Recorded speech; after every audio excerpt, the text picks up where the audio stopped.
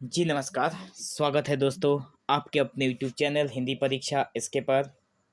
ठीक है, आज हम इस वीडियो में बात करने वाले हैं MHD3 के एक और ही इम्पोर्टेंट प्रश्न के बारे में।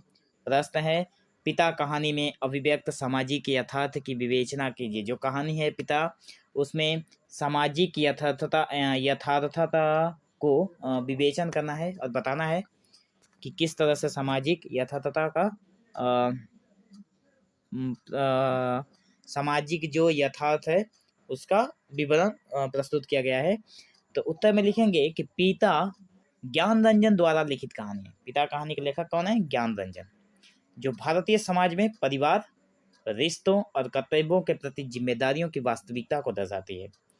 पिता जो है, जो पिता जो कहानी है वो समाज में परिवारों की, रिश्तों की और कर्तव्यों के प्रति जो जिम्मेदारी होती है उसको दर्शाती है। ये कहानी जो पारिवारिक संबंधों में जो विघटन हो रही है, पीढ़ियों के बीच जो तनाव है और सामाजिक मूल्यों के बदले स्वरूप को उजागर करती है।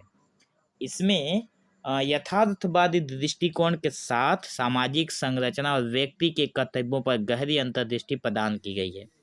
ठीक है, तो इसके उत्तर को हम लोग और थोड़ा अच्छे ढंग से अगर लिखें तो पॉइंट वाइज लिख सकते हैं कि सामाजिक यथार्थ की विवेचना। ठीक है, तो पारिवारिक विघटन जो है, पारिवारिक विघटन का मतलब हम लोग इसमें समझेंगे कि कहानी में होता क्या है कि पिता पुत्र के रिश्ते को केंद्र में रखा गया है। जो पिता कहानी है उसमें पिता और पुत्र के रिश्ते को केंद्र में रखा गया है। पिता अपने बच्चों की परवरिश में त्याग और बलिदान करता है। जो पिता है वो जब उसके जो बच्चे हैं उसके परवरिश में अपने त्याग और बलिदान करता है। ठीक है, लेकिन वृद्धावस्था में वही पुत्र उसे बोझ लगने लगता है। ठीक है, जो पुत्र है उसे अपना पिता बोझ लगने लगता है। यह स्थिति पारिवारिक विघटन और पीढ़ियों के बीच जो बढ़ती हुई दूरी है उसी को दर्शाती है। दूसरे नंबर पॉइंट में हम बात करेंगे भौतिकवाद और स्वार्थपरता। मतलब आधुनिक समाज में व्यक्तियों के भीतर बढ़ती भौतिकवाद और स्वार्थ को कहानी में चित्रित किया गया है। ये जो पिता कहानी है, ठीक है, इस पिता कहानी में ज्ञान रंजन जी ने जो आधुनिक समाज में व्यक्तियों के भीतर जो भौतिकतावादी के जो एक नशा देखने को मिलता है और स्वार्थ सिद्धि की, ये सारी चीज़ों को इन्होंने चित्रित किया है। पुत्र जो अपनी जिम्मेदारियों से बचने के लिए पिता को वृद्धाश्रम भेजने की योजना बनाता है और समाज में नैतिक मूल्यों का पतन का प्रतीक ये जो है जो पुत्र अपने पिता को वृद्धाश्रम भेजने का जो योजना बनाता है, ये समाज में नैतिक मूल्यों का पतन का प्रतीक है। ठीक है, और तीसरे पॉइंट में हम बात करेंगे पारंपरिक और आधुनिक मूल्यों का टकराव जहाँ पर है। ठीक है, होता क्या है कि कहानी में जो पिता है वो पारंपरिक मूल्यों का प्रतिनिधित्व करता है। पारंपरिक मतलब पहले से जो चला आ रहा है उसका प्रतिनिधित्व करता है, जहाँ परिवार और बच्चों के प्रति जो समर्पण की भावना होती है उसको सर्वश्रेष्ठ माना जाता है। दूसरी ओर जो पुत्र है उसकी आधुनिक विचारधारा का प्रतिनिधित्व करता है। पुत्र जो है वो आज के ख्यालात का व्यक्ति है, जहाँ व्यक्तिगत स्वतंत्रता और भौतिक सुख सुविधाओं को प्राथमिकता दी जाती है। मतलब जो पिता है वो क्या करता है कि अपने परिवार और बच्चों के लिए सब कुछ दान कर देता है, लेकिन आज का जो उसका जो आधुनिक सोच वाला जो उसका पुत्र है वो सिर्फ अपने बारे में सोचता है और आधुनिक विचारधारा का प्रतिनिधित्व करता है, जो कि भौतिक सुख सुविधाओं को प्राथमिकता देता है। अपने माता पिता को वो किसी भी मूल्य को नहीं समझता, कि अपने माता पिता के मूल्यों को वो कभी समझने के लिए कोशिश ही नहीं करता है। वृद्धों की यहाँ पे क्या होती है? उपेक्षा की जाती है, मतलब उनका अनादर किया जाता है। कहानी भारतीय समाज में वृद्धों की स्थिति को उजागर करती है, कि भारत में जो वृद्धों की, वयस्क लोगों की जो स्थिति है उसको उजागर करती है।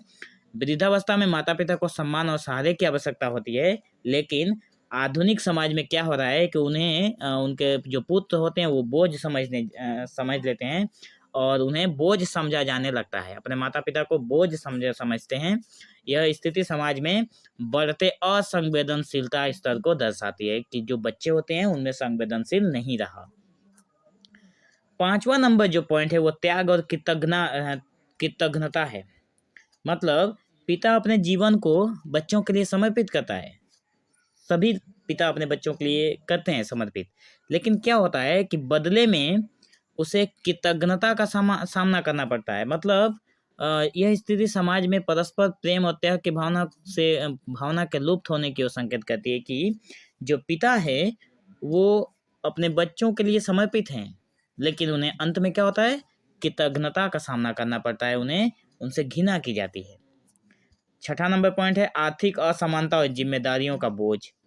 मतलब कहानी में यह भी दर्शाया गया है कि आर्थिक दबाव होता है और जिम्मेदारियों का बोझ कैसे संबंधों को प्रभावित करता है।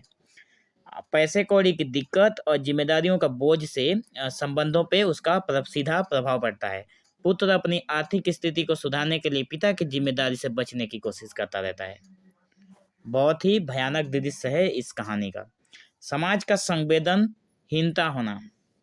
समाज की संवेदनहीनता मतलब कहानी में जो वृद्धाश्रम की अवधारणा समाज में संवेदनहीनता और पारिवारिक जिम्मेदारियों से पलायन की प्रवृत्ति को दर्शाता है कि जो पुत्र है, जो बच्चे हैं, वो अपनी जिम्मेदारी लेने से डरते हैं और उससे सिर्फ भाग खड़े होते हैं। ठीक है, यह समाज में बदलते मूल्यों को यथार्थवादी चित्रण है, बदलते मूल्यों का यथार्थवादी चित्रण है। ठीक है, तो जो ये कहानी है उसके निष्कर्ष में हम लोग लिखेंगे कि यहाँ पे गलत टाइपिंग मिस्टेक हुआ है। ठीक है, इसके जो राइटर हैं वो ज्ञान रंजन है। ठीक है ना, ज्ञान रंजन द्वारा लिखित है। ठीक है, तो यहाँ पे महावीर प्रसाद द्विवेदी नहीं होगा, इसको काट के ज्ञान रंजन लिखेंगे। ठीक है, तो ज्ञान रंजन की पिता एक गहन यथार्थवादी कहानी है जो पारिवारिक संबंधों और सामाजिक मूल्यों में आ रहे परिवर्तन को प्रभावशाली ढंग से प्रस्तुत करती है।